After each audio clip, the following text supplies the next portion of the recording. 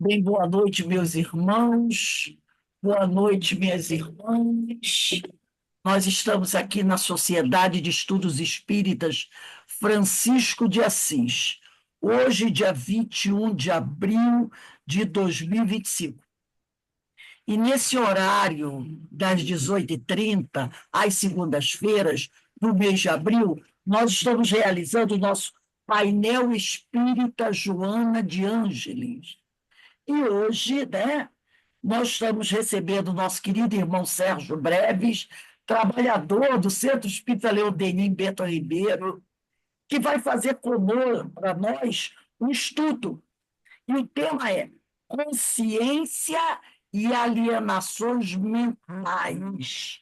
Esse tema, né, é de uma obra de Joana de Ângeles e Momentos de saúde e de consciência. de saúde e consciência, né? De Joana de Anjos, pela psicografia do nosso querido irmão Divaldo Pereira Franco, a quem nós sempre estamos pedindo as preces para esse nosso irmão, que se encontra muito debilitado, também em uma idade bastante avançada, parece que vai fazer 98 anos, né? Trabalhando aí na seara do Senhor. Então, pedimos sempre ao Pai, aos amigos espirituais, que orem, que enviem suas boas vibrações, né, o nosso amor para esse nosso irmão Divaldo, para que trabalhou e continua trabalhando intensamente em prol da doutrina. Então, que o Senhor o abençoe esse nosso irmão. Antes de iniciarmos o nosso painel espírita, Joana de Ângeles, nós vamos ler uma pequena página desse livro aqui, ó, Deus te abençoe, de Carlos Bacelli, pelo Espírito Irmão José. O capítulo da noite de hoje, escolhido para a nossa leitura de preparo, tem por título assim. Diz assim o irmão José: não disputes com ninguém a primazia da verdade. Aliás, com ninguém disputes o menor espaço de chão. Sob determinada ótica, todos sempre têm determinada dose de razão. A simples omissão no bem é falta de caráter grave e de consequências imprevisíveis. Que coisa o magistrado que sentencia terá efetivamente feito em favor de quem é levado ao banco dos réus? Um médico não se forma para assinar atestados de óbito. Onde o amor é preterido, o sofrimento aparece.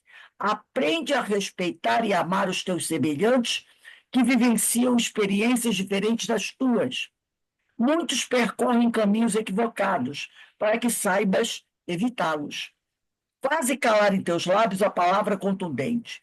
Não ridicularizes, não rotules e nem desconsideres o esforço de quem procura pelo seu espaço. É assim que Jesus procede para com todos nós. Então, nesse momento, vamos elevar o nosso pensamento ao alto, ao nosso Pai Criador, ao médico das almas, o nosso Mestre Jesus, aos espíritos amigos, esses grandes mensageiros do Senhor, que estão aqui nos ajudando no planeta Terra durante essa nossa caminhada, durante essa nossa reencarnação. Que cada um de nós busque com responsabilidade seguir a sua missão, trabalhando com responsabilidade, com muito amor, com muito respeito aos seus semelhantes, como nos ensinou Jesus.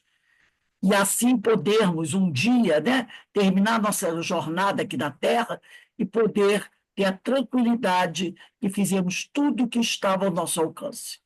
Assim sendo, pedimos ao Pai que nos abençoe e abençoe todos aqueles irmãos que nesse momento se encontram em desespero, que se encontram distanciados do amor do Pai, que se encontram afastados do Evangelho de Jesus e por isso ainda se encontram, né, sofrendo, se encontram desequilibrados. Mas com certeza um dia retornarão ao seio paterno e encontrarão a merecida felicidade. Te pedimos, ó Pai, que envolva todos nós com a sua misericórdia, com a sua compaixão. Em especial hoje pedimos, né, que abençoe, fortaleça esse espírito que aqui na Terra recebeu o nome de Francisco, que dirigiu, né, um grupo religioso que amou muito o seu semelhante, buscando cumprir a vontade do Pai, e que hoje retornou à pátria espiritual depois de cumprir com a sua tarefa, deixando-nos um belo exemplo de amor, de trabalho, de dedicação ao Evangelho do Senhor. Então, nesse momento em que iremos iniciar o nosso estudo da noite de hoje, pedimos amorosamente ao Pai que nos permita dar por iniciada a nossa palestra pública da noite de hoje. Graças a Deus. Graças a Deus. Você tem até 7h30, tá? 7h30, para fazer a sua reflexão. Que o Senhor te abençoe e continue abençoando a todos nós. Se você quiser fazer alguma apresentação de slide, pode ficar, tá? Fazer. Fique à vontade. A palavra está com você agora.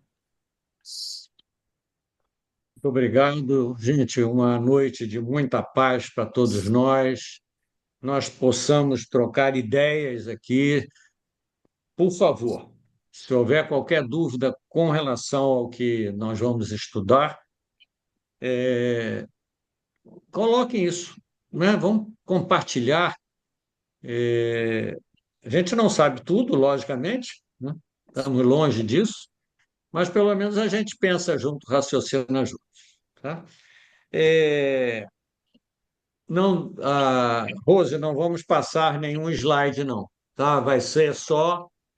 Antigamente a gente diria que era só cuspe e giz. Hoje, como não tem nem giz, nem quadro, a gente só fica na saliva mesmo, tá? Bom, é o item 18 da segunda parte desse livro, Momentos de Saúde e de Consciência, pelo Espírito Joana de Ângeles. E a gente começa raciocinando. Eu não sei se está todo mundo com o livro aí, né? Eu vou dando uma lida e a gente vai explicando em cima disso, tá?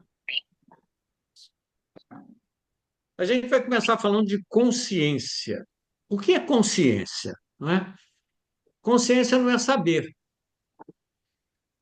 Eu sei que eu não devo entrar na contramão numa rua, mas às vezes eu estou com uma pressa, às vezes eu tenho que cortar um caminho. Eu sei que eu não devo. Ali tem uma placa imensa, contramão, mas eu vou e entro. Ou seja, eu sei, mas eu não tenho consciência. Ainda não coloquei para dentro que aquilo ali, que transgredir uma lei, né, está errado. Então eu vou e entro na contramão. Igual essa comparação boba, né, bem pueril, né, tem uma série de coisas nas nossas vidas que nós sabemos, mas a consciência ainda não está firmada. Eu vou e faço diferente, né? Então, a consciência encontra-se no homem em todos os estágios do seu progresso evolutivo. Por mais simples que nós sejamos, não é? Eu, durante uma época da vida, por necessidades profissionais, eu fui muito ao Xingu, ao Parque Nacional do Xingu, e tive contato com várias etnias lá dentro, né? Várias tribos, né? E eu sempre fui muito curioso. Na conversa, né? Isso foi na década de 70 por aí, ainda existiam algumas escaramuças, algumas briguinhas entre eles, os povos do Xingu ainda não estavam pacificados, né? Os irmãos Vilas Boas ainda estavam por lá, né? Ainda faziam esse trabalho de pacificação. Então, conversando, eu perguntava, né? Vocês aqui nas disputas aqui, é, vocês, né, na aldeia lá, vocês nessas guerras matam alguém? Ele disse, não, não, nós não matamos. Quem mata é o Camaiurá, é o Yualapiti, é o Ticão, ou seja, quem matava eram os outros povos, não eles. Aí eu íamos lá para um outro dia lá para o Camaiurá, vocês coisa e tal, e na guerra aí vocês se matam. Não, não, nós não matamos. Quem mata é o Ticão, é o Auapés, ou seja, quem matava era sempre o outro, nunca eles. Ou seja, Que horror. eles matavam e sabiam que era errado, né? Então, os povos primitivos, nós como primitivos, sabíamos que isso não era legal, mas ainda não tínhamos consciência disso. Isso nós vemos no nosso dia a dia, no noticiário aí, né? A 3x2. Nós sabemos que a coisa está errada, mas vamos e fazemos. Então, essa consciência está em todos nós desde nossas primeiras eras, né? Nas faixas primárias, continuando aqui o livro, manifesta-se como lampejos de discernimento, ou seja, a gente tem uma vaga ideia que o propelem para a conquista de degraus e patamares mais elevados. A gente sabe disso, não é? E a nossa evolução, através das várias encarnações, nós temos essa ideia, esse discernimento, não é? E nós vamos melhorando a cada passo, não é? A cada conquista. Não obstante a predominância dos instintos agressivos, vez que outra ela surge e clareia a noite tormentosa dos impulsos imediatistas, ampliando os horizontes de percepção do ser. A predominância dos instintos agressivos. Por que nós temos isso? Se temos hoje ainda isso, né?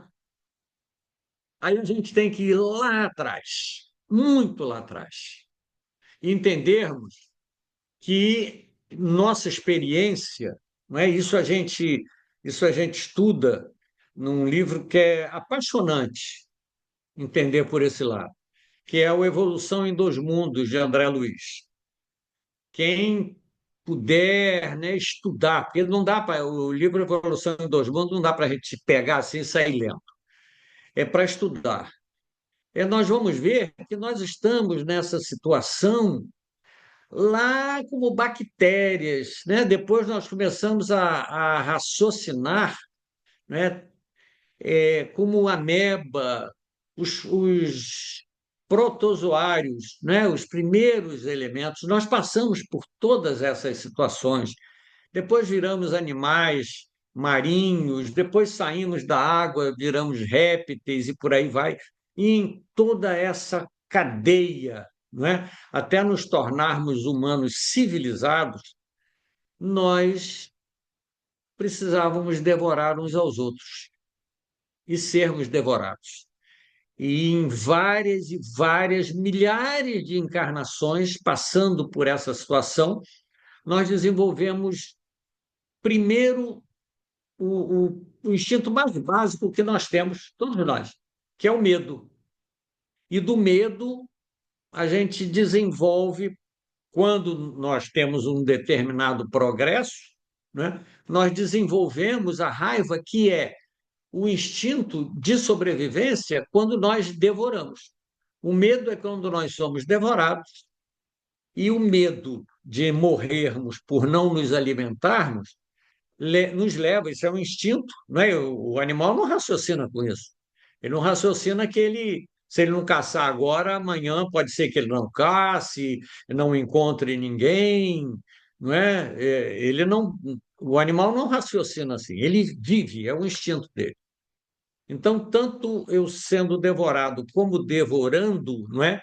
Eu luto pela minha sobrevivência. E só que quando eu devoro, eu desenvolvo um ímpeto de agressividade, né? Então, isso que Joana nos diz aqui, a predominância dos instintos agressivos, isso aparece em todos nós. Todos nós passamos por essa situação, né? E aí ela continua. Mais tarde, à medida que a razão se desenvolve, a capacidade de consciência se dilata, podendo ser vítima dos mecanismos escapistas da astúcia e do intelecto. que adormecem, lesam-na e a intoxicam-na com os vapores perniciosos da frieza emocional. Não é? Ou seja, quando a gente começa a adquirir a questão da razão, isso já como humanoides, não é? Até os animais aqui no nosso mundo superiores, os mamíferos, não é? Até esse ponto, nós estamos desenvolvendo, podemos desenvolver, não é? Nos animais superiores, a emotividade. Nós já temos emoções. O cachorro, o gato, não é? Os animais que são carinhosos, eles começam a desenvolver isso. Não é? Quando nós nos evoluímos um pouquinho mais, né, que é quando a razão começa a se desenvolver, a nossa capacidade de consciência se dilata. Só que aí, não é? Nós não temos essa capacidade de consciência do certo e do errado. Se eu fico inteligente, e nós vamos ficar inteligentes vindo dos animais, né? E somos inteligentes hoje, né? Eu posso começar a fazer exercícios raciocinando e isso me levar a ser, né, uma pessoa com astúcia. Estava me faltando aqui a ideia que está até aqui, não é no texto. Eu começo a usar a astúcia para passar as pessoas para trás. Aí eu chego a um ponto de ser inteligente, entender as questões, as coisas, mas não ter a consciência. Então, nessa questão, quando eu fico inteligente, é um perigo. E nós passamos por isso. Hoje nós temos aí os fake news, os golpes, né, dos hackers na internet, todos esses golpes que as pessoas passam, né? Olha, o governo vai lhe restituir tanto assim assim por causa do PIS/PASEP, né? Há um mês atrás, mais ou menos, foi por aí assim. Mas aí você precisa colocar R$ 60 para poder receber essa devolução, não é? Esse golpe, o camarada é inteligente, muito inteligente, manipula essa parte de internet muito bem, mas usa astúcia. Ainda não tem consciência, não é? Dos erros que está cometendo e que vai ter que dar conta disso. Tá? Gente, até aí tudo bem? Então tá bom, vamos tocar aqui. Assim mesmo, ela, a consciência, né, rompe as dificuldades e lucila e pensa, não é? Se ilumina, abrindo espaços para o discernimento e os conflitos que decorrem da sua percepção ante os atos incorretos. Nesse momento, quando a gente começa a ter uma iluminação, né? Um preâmbulo de caráter, né? De consciência, né?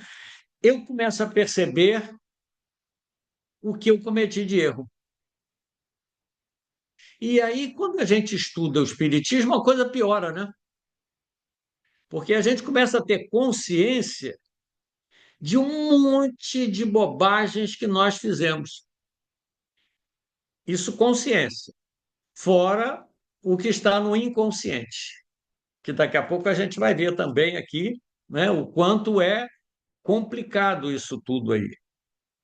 Então eu começo a ter percepção do que eu fiz, começo a imaginar de acordo com o que eu sinto, do que eu penso, não é? Das minhas tendências, as coisas mais internas, os nossos pensamentos mais camuflados, isso começa a me acender o que é que eu andei fazendo. Então, eu tenho percepção dessas questões. Seguindo ela aqui, somente quando o indivíduo vence as etapas primárias e as experiências se fazem mais significativas, mediante a compreensão do sentido elevado da vida, aí é que entra a questão do nosso conhecimento das leis de causa e efeito, a gente lê os romances, não é? E aí a gente vai se colocando naqueles lugares ali e nós vamos ficando meio arrepiado conosco, não é? Mediante a compreensão do sentido elevado da vida, é que ela, a consciência, se manifesta com plenitude e passa a comandar do direcionamento da existência, revelando-se vitoriosa. Ou seja, a consciência está vitoriosa. Mas eu agora estou segurando um pacote, né, de coisas que eu fiz e de coisas que eu imagino que tenha feito, né? A consciência está na outra página, né? A consciência é o árbitro interno que se encarrega de estabelecer as diretrizes de segurança para a vida. E aí chega um ponto muito complicado para todos nós, né? A consciência é o árbitro interno que se encarrega de estabelecer as diretrizes de segurança para a vida. Variando a sua lucidez conforme o estágio de desenvolvimento alcançado, somente quando se torna equânime pode conduzir o ser com sabedoria. Porque nesse momento, e é um momento que mais ou menos uma boa parte da faixa humana, nesse momento na Terra, está passando, né? E eu espero que nós estejamos dentro desse quadro, né? O nosso pensamento ele vai, de acordo com o que a gente vai aprendendo dentro do Espiritismo, né? Falando de lei de causa e efeito, de desenvolvimento, né? Nós vamos ficando mais conhecedores, entendendo mais, mas dependendo do que a gente tenha feito ou faça, nós passamos a ser mais exigentes, mais cruéis, tanto para fora como para dentro, tanto esperando dos outros como esperando de nós, né? E como ela diz aqui, enquanto é severa, exigindo rudes reparações em relação ao erro praticado, detém-se no primarismo do desforço. Nesse ponto é muito complicado, porque ou nós vamos exigir do outro algo que o outro às vezes não pode dar, não tem condições, né? E nós também começamos a nos exigir. Isso vira uma faca de dois gumes. Essa nossa consciência, nesse ponto, vira uma faca de dois gumes. Quando eu exijo do outro, eu viro um carrasco. Quando eu exijo de mim, também. E aí eu viro um carrasco comigo. E entra aqui uma das questões mais complicadas da nossa vida, que é o processo de culpa. O processo de culpa ele desencadeia uma série de complicações para nós, né? É como ela diz aqui: enquanto é severa, exigindo rudes reparações em relação ao erro praticado, detém-se no primarismo do desforço. Se eu exijo do outro, né, eu vou ser aquele carrasco, vou perseguir, né? E quando é comigo, é a mesma coisa. Se, por um lado, apresenta-se benigna em relação aos enganos, falta-lhe a maturidade que a capacita para a superior finalidade. Eu preciso entender que todos nós estamos sujeitos, estivemos e estamos sujeitos aos erros. Que nós fomos mauzinhos, né? Porque fazia parte do nosso desenvolvimento. Quantos de nós, não é? Aqui nós somos em 12, não é isso? 12 pessoas. Eu vou falar uma coisa, eu não gostaria que vocês ficassem chateadas comigo, não. Mas todos nós aqui participamos de bandos, porque o que nós temos de vida física não são 3, 4 mil anos, não. São algumas centenas de anos. Lá, como hominídeos, nós não tínhamos nenhuma noção de amor ao outro, de respeito, nada. Quando nós passamos por povos primitivos que nem existem mais, não é? Nós entrávamos e tomávamos a casa da pessoa assim, acabou o assunto, mata todo mundo e está nem aí. Eu não sei se todo mundo mora em Petrópolis. Eu não sei se Petrópolis já tem isso. Não? Tem gente do Rio aqui, né, Ana? Pois é, aqui tem um negócio chamado milícia e esses camaradas, eles são iguaizinhos àqueles fenícios, né? Povos do Oriente Médio, que hoje é Oriente Médio, povos do norte da Europa. Aí nós participamos disso aí. Essas questões estão dentro de nós gravadas. E, às vezes, né, isso ressuma em termos de sentimento não consciente, mas em termos de sentimentos. Né? É o que ela diz aqui, né? Repetindo. Se por outro lado apresenta-se benigna em relação aos enganos nossos, falta-lhes a maturidade que a capacita para a superior finalidade. Hoje nós temos que entender que isso fazia parte, não é, do mundo que a gente vivia. Não é que nós éramos obrigados a matar. O animal em estado de selvageria, ele tem que matar para sobreviver, isso é instinto. Né? Nós também fomos assim. Né? A consciência estua quando, refletindo as leis de Deus, direciona a criatura para o bem, a aventura, o avanço tranquilo em clima de fé e esperança. Isso nós estamos tendo chance agora. Não foi no início da religião, né, da cristandade, não. Há 2000 anos atrás, a coisa ainda era muito feia. Faz muito pouco tempo que nós temos consciência disso. Muito pouco tempo.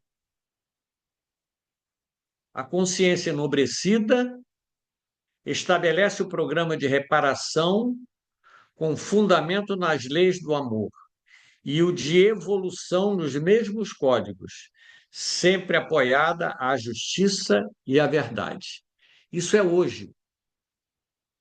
Isso nós estamos vivenciando hoje. E por que nós falamos um pouquinho atrás da questão da culpa? Não é? A culpa ela está na raiz da depressão, da fibromialgia, das mutilações, das doenças autoimunes. A culpa ela não serve para nada. Ela só serve para trazer para nós um processo autopunitivo. O que eu preciso entender e é raciocinar, e é isso que eu estava brincando aqui, todos nós participamos desses povos, não é? Eu preciso raciocinar e entender que essa evolução foi normal e que hoje nós estamos entendendo e sabendo que podemos fazer diferente. Mas isso que os espíritos nos trazem aí tem o quê? 170 anos, não é isso?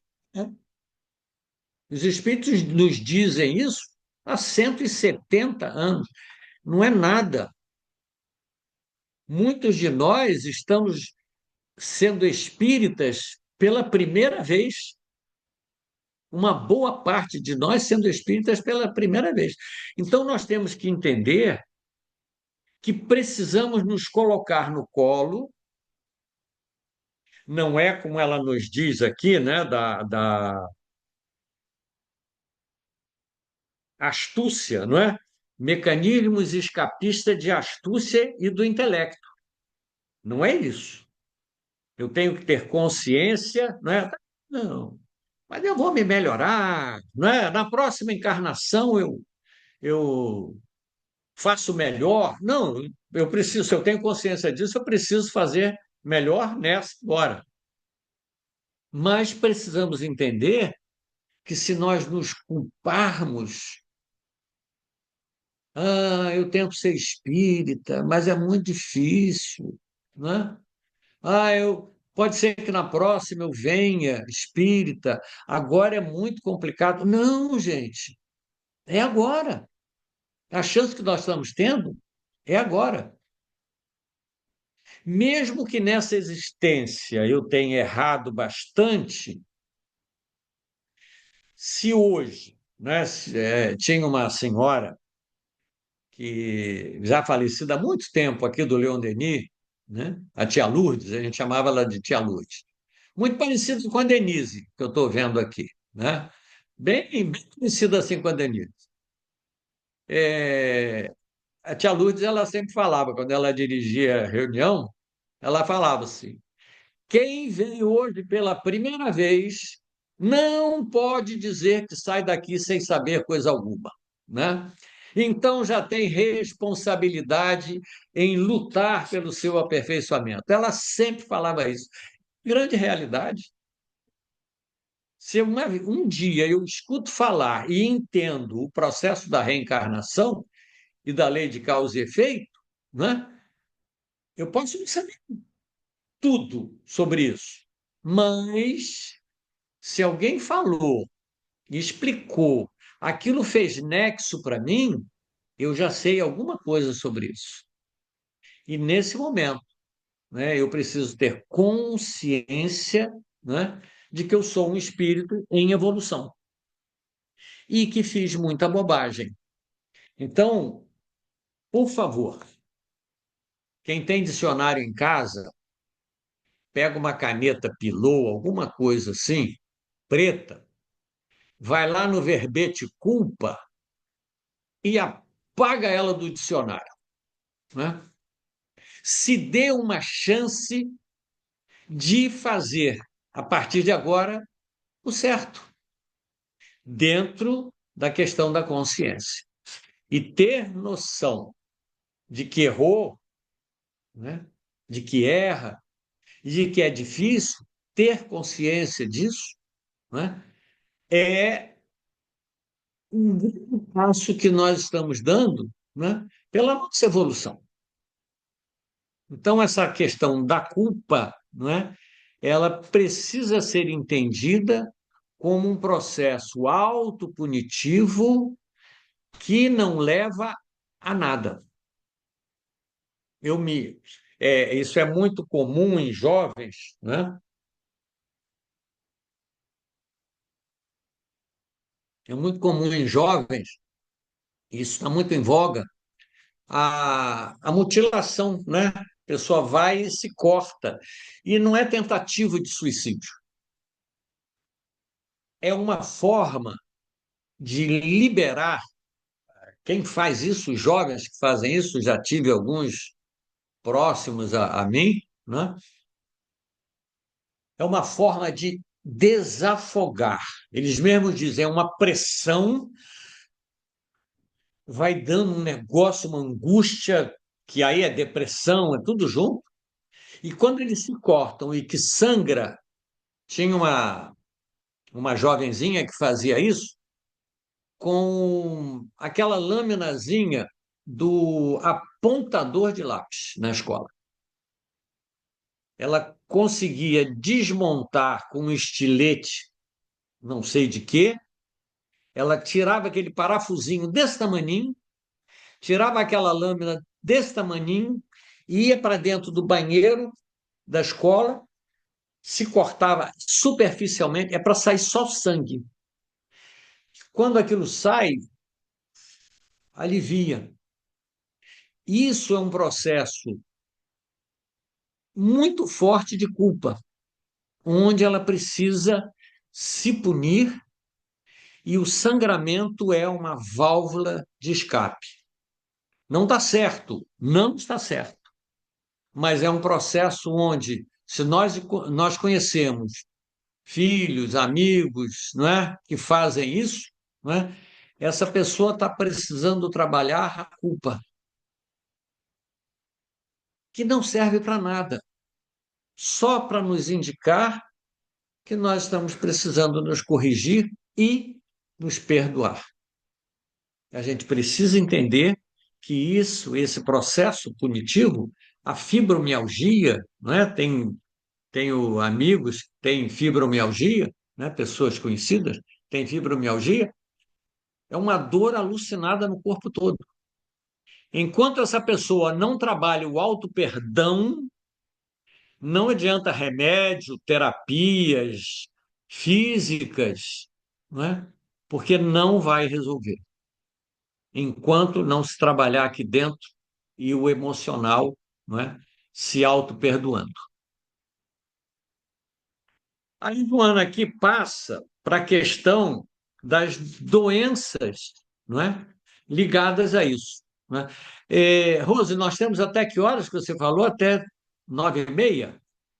É 7h30. Sete, até 7h30 só, é?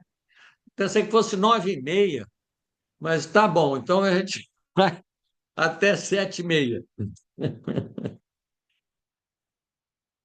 Na psicogênese profunda das alienações mentais, ou seja, no estudo, né, como é que essas dores surgem, né, no estudo do início da dor profunda, encontra-se a consciência de culpa,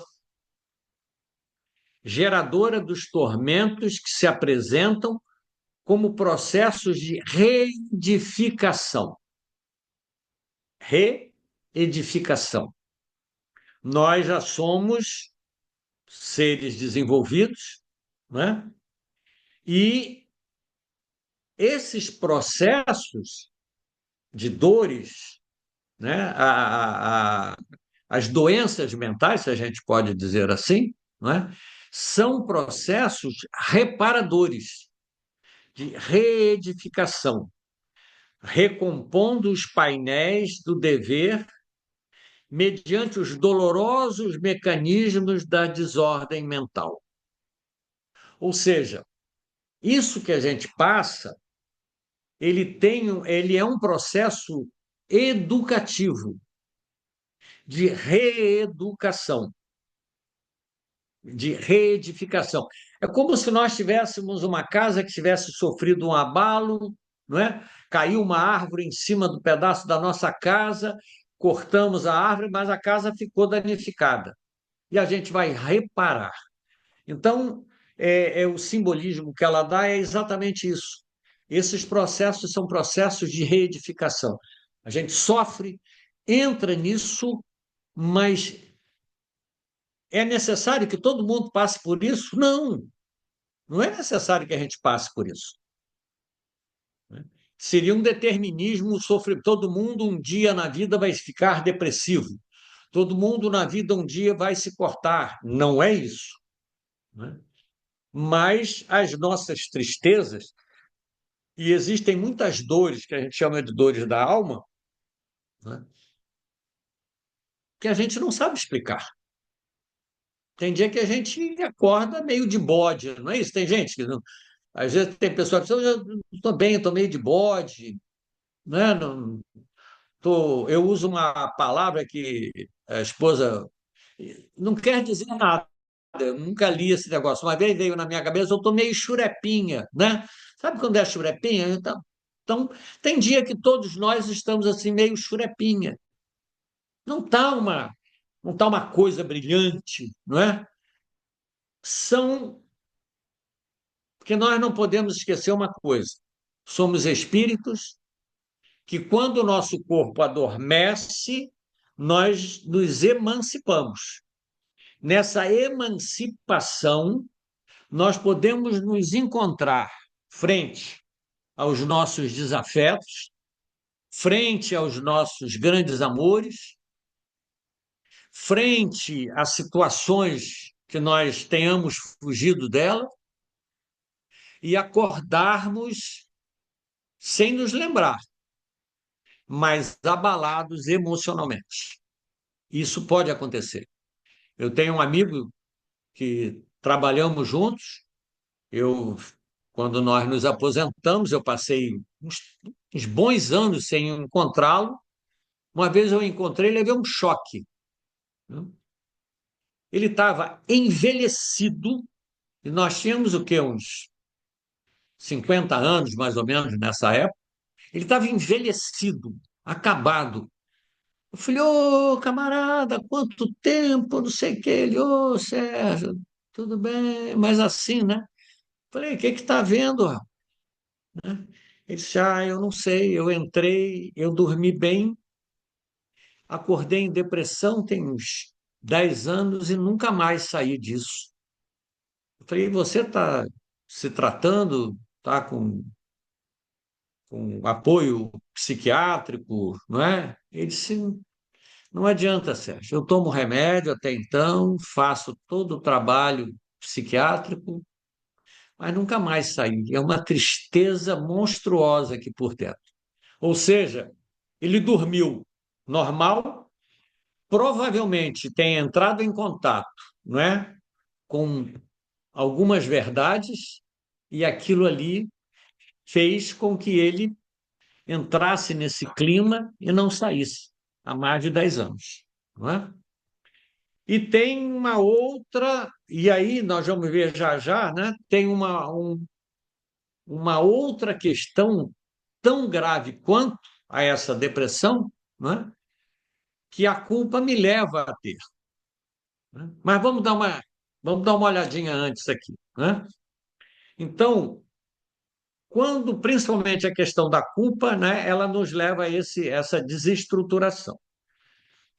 E nos explica, Joana, o desarranjo dos equipamentos psíquicos proporciona ao espírito sofrimentos insuspeitáveis, como forma rigorosa de apaziguamento da consciência. O desarranjo dos equipamentos psíquicos, não é, proporciona ao espírito sofrimentos insuspeitáveis. Eu estou sofrendo, como uma forma rigorosa de apaziguamento da consciência. É a questão da autopunição, que nós já estávamos vendo aqui. Sendo o homem o autor da sua realidade moral, é onde nós puxamos, não é, a consciência. Eu preciso ter consciência de que fiz algumas coisas erradas. E aí eu tenho consciência ou não. Né? Muitas coisas a gente tem consciência de que fez bobagem. Né? É, esse desarranjo, né, ele surge como uma forma de autopunição. Só que isso não esvazia, essa autopunição, ela não esvazia a nossa responsabilidade. Porque eu não preciso me punir, eu preciso me reformular. Eu preciso reformar os meus valores. Às vezes a gente fez uma bobagem nessa existência. Eu vou tocar num assunto, por favor, não estou falando para ninguém em particular, não é? Estou vendo várias senhoras aqui. inclusive de homem, parece que só tem eu aqui, né? Não sei se tem algum marido, filho ouvindo em paralelo, né? Já tive várias situações dessas, né, de pessoas que fizeram aborto quando jovens. E carregam uma culpa monstruosa. Foi certo ter feito aborto? Não. Mas olha, eu já tive pelo menos umas três situações assim, pelo menos umas três situações que eu me lembro. A menina jovem ficou grávida, falou para o garoto, não teve coragem de falar para os pais, porque os pais diziam que se ficasse grávida ia embora, essas coisas todas, né? Falou para o garoto falou para os pais, a mãe do menino convence a menina a fazer um aborto, ela é levada, é convencida, até porque está sozinha nisso, faz o aborto. Cresce, casa com outro ou não, não é? Casa com o mesmo menino, ou casa com outro, tem filhos, cria os filhos. Aí um dia ouve falar no centro espírita que aborto é crime, espiritualmente falando.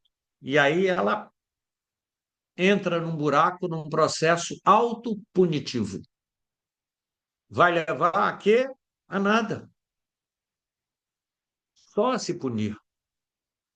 Ela precisa raciocinar, não é desculpismo, né? Como diz Joana, não é fuga, é entendimento que aquilo que fez foi errado.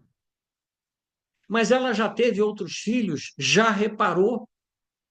E se ela entende que os espíritos voltam, quem sabe um desses filhos, não é?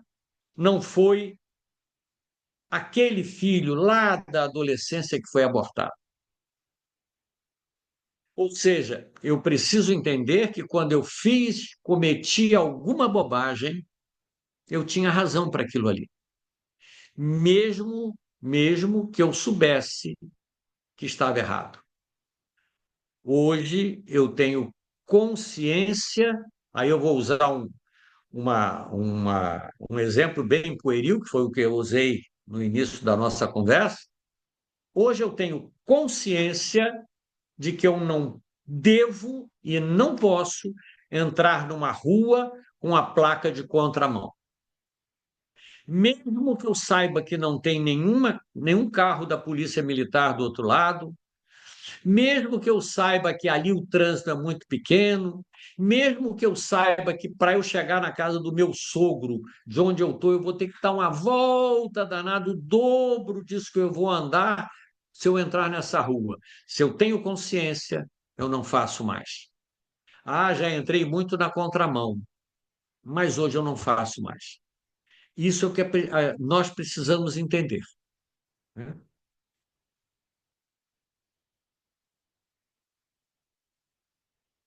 O último parágrafo daqui da 166. Sendo o homem o autor da sua realidade moral, através da conduta que se permite no curso das existências corporais, em cada etapa elabora um método de crescimento interior pelo que realiza. Ou seja, em cada etapa, em cada vida que nós tivemos, ou em cada etapa dessa nossa vida, a gente está se preparando, se realizando, se aperfeiçoando para ser melhor. Todos nós fazemos isso. E se nós conhecemos alguém que não faça, e ele não quer entender, não quer aceitar, nós temos que entender a nossa limitação. Só podemos, num caso desse, lamentar. Passando para a última página, até porque nós só temos 8 minutos, não é isso? 10 minutos. 10 minutos a gente fecha isso aqui, né? Quando delinque e esculpe a fogo no seu arcabouço profundo os meios reparadores, particularmente na área mental. Quando eu faço uma bobagem, né, quando eu cometo um erro, eu marco em mim, quando eu me viro delinquente, né, eu marco em mim, né, é,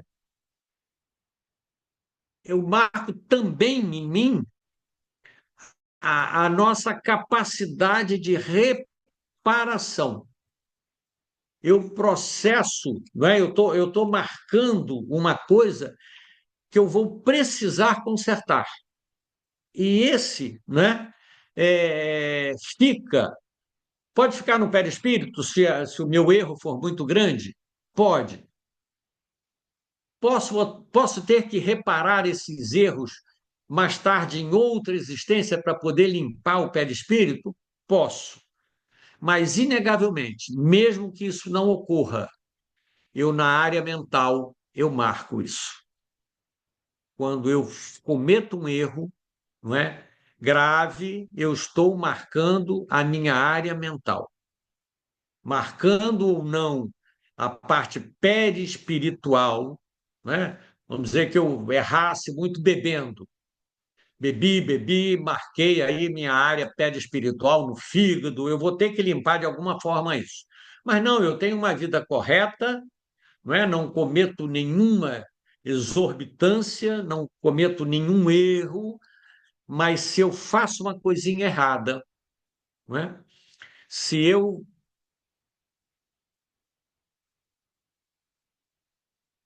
estou aqui procurando, né, um exemplo, se eu desregulo a balança lá do armazém que eu sou dono, e ao invés de vender 1 quilo de feijão a granel, né, é porque me veio esse exemplo lá de trás, não meu, mas que eu vi, né? Se eu não fiz esses pequenos erros, eu não cometi, não. Né? É, se eu regulo a balança para eu entregar 900 gramas de feijão, 900 gramas de arroz e para o camarada que está me comprando, mas eu cobro porque a balança está marcando 1 quilo, eu cobro 1 quilo, não é? Eu estou marcando na minha mente esse erro que eu estou cometendo. Eu não sei se isso ficou claro, não é? Eu posso não matar ninguém, não posso não cometer nenhum erro nesse sentido. Mas se eu sei que eu entro na contramão, ninguém vê, mas eu sei que eu estou entrando na contramão, isso eu estou marcando a minha mente. Né? Ignoradas as ações infelizes que a justiça humana não alcança, a consciência que sabe, ou seja, eu tenho consciência, essa consciência que sabe desarticula os complexos mecanismos da razão em desequilíbrio, que somente a dor expongitiva recomporá. Ou seja, eu vou ter que reparar esse erro que não precisa estar no perispírito, mas que vai estar aqui dentro na minha mente. Porque mente é do espírito. A mente é do espírito. Não é? Se eu faço alguma bobagem que eu danifique o meu cérebro, eu estarei marcando o perispírito. Mas eu posso não marcar o perispírito, mas eu estou marcando a minha mente como espírito. Eu sei que eu errei. Né? Aí ela explica, no quadro das alienações mentais, seja nas psicopatologias conhecidas e academicamente estudadas, ou seja, doença que a gente sabe que existe catalogada como o que acontece, não é? Seja nessas psicopatias conhecidas, ou nas graves obsessões, aí é o outro ponto complicadíssimo para nós. Ou nas graves obsessões, é a consciência culpada que faculta a instalação do mal, que se exterioriza de maneira rigorosa em processo de reajustamento e equilíbrio. Então, o que é que a gente vai encontrar na maioria das doenças mentais? O processo obsessivo. Dificilmente você encontra um processo de alienação mental muito difícil, que não tenha o processo obsessivo junto. Porque se eu faço mal, não é? Normalmente eu estou prejudicando alguém. Eu vou usar aquele meu exemplo bem pueril, bem bobo de entrar na contramão, não é? Eu não estou prejudicando ninguém, mas eu estou desrespeitando uma lei. E pode ser que um PM que more naquela rua fique danado da vida comigo, fique com raiva de mim, ele desencarna e vira meu obsessor. Eu estou usando exemplo bem bobo, tá, gente? Bem infantil, mas é só para mostrar isso. Eu não prejudiquei ninguém entrando na contramão. Mas aquele camarada que sabia que eu entrava na contramão, mas nunca pôde me aplicar uma multa, não é? Ele fique com raiva de mim e venha me perseguir. Então, normalmente, nesses processos de alienação mental, nós vamos encontrar também o processo obsessivo. Tá? A consciência equânime, equilibrada, se mantém com os recursos dos bons pensamentos e das reflexões, que são os meios valiosos ao alcance do ser para a sua plena edificação. Se eu tenho a consciência equilibrada, não é? Errei, estou tentando fazer, a partir do momento que eu entendi esse processo, não errei mais, não é? Trabalho no bem, me esforço, não é? Eu estou nesse ponto, né, construindo os meios valiosos, né, da minha plena edificação. A consciência lúcida e tranquila é a terapeuta segura para as alienações mentais. Razão pela qual todo paciente que requeira saúde não se deve excusar ao trabalho hercúleo de pacificar-se, usando a oração, a meditação, o autoconhecimento e as ações enobrecedoras, equipamentos esses propiciatórios, ou seja, nos favorece, né, para uma consciência de paz, responsável pela conquista do progresso. Então, esse parágrafo aqui, né, sobre a consciência lúcida, vamos meditar em cima disso. Vamos ler aí umas 4, 5 vezes. Vamos mergulhar nesse ensinamento, depois que a gente acabar de falar, que falta um minutinho só, né? Para a gente colocar para dentro, despertar a consciência mais, né, para a nossa reforma, a necessidade da nossa reforma. E ela fecha com essa questão aqui. Na questão de número 834 do Livro dos Espíritos, Allan Kardec indaga: é responsável o homem pelo seu pensamento? Pensamento. Responde os Espíritos: perante Deus é. Somente a Deus, sendo possível conhecê-lo, ele o condena ou absolve, segundo a sua justiça. Nós não sentamos frente a Deus, não é para ele dizer, não, você está absolvido. Não, não, está é culpado, tem que pagar mais um pouquinho. Não é Deus que faz isso, porque essa lei dele está na nossa consciência. As alienações mentais são, pois, a condenação de Deus aos pensamentos e atos incorretos da consciência primária e equivocada. Se nós nos mantivermos com o nosso pensamento, os nossos valores espirituais, lá como homem da caverna, né, nós vamos estar com essa consciência primária equivocada. Só que nós já temos as ferramentas nas nossas mãos de raciocínio e de trabalho no bem. Gente, passamos um minuto, nos perdoem, não é? Espero ter sido claro. Infelizmente, não deu tempo da gente trocar conversas, mas eu me coloco à disposição, tá, Rose? E para todo mundo. A Rose tem o nosso contato. Se alguém tiver alguma dúvida, por favor, pode nos acionar para a gente trocar ideia sobre essas questões. Muita paz nos nossos corações, que o Mestre Jesus, não é? Entrando aqui na nossa mente, possa nos orientar, não é? E pode, nós é que às vezes não aceitamos muito a direção dele, né? Mas que ele possa alcançar os nossos corações, nos ajudando nessa transformação para melhor. Muita paz. Rose, muito obrigado pela possibilidade do trabalho. Obrigado, meu amigo, por essas reflexões, esse tema tão importante, né? Nós precisamos cuidar da nossa mente, da nossa consciência, para termos saúde integral, como nos diz Joana de Ângeles. Foi muito bom te ouvir. Realmente, esse texto, no meu livrinho aqui, está todo marcado. Tem trechos que precisamos reler várias vezes, né? Para assimilar bem o que a mentora nos diz, a aula que ela nos dá.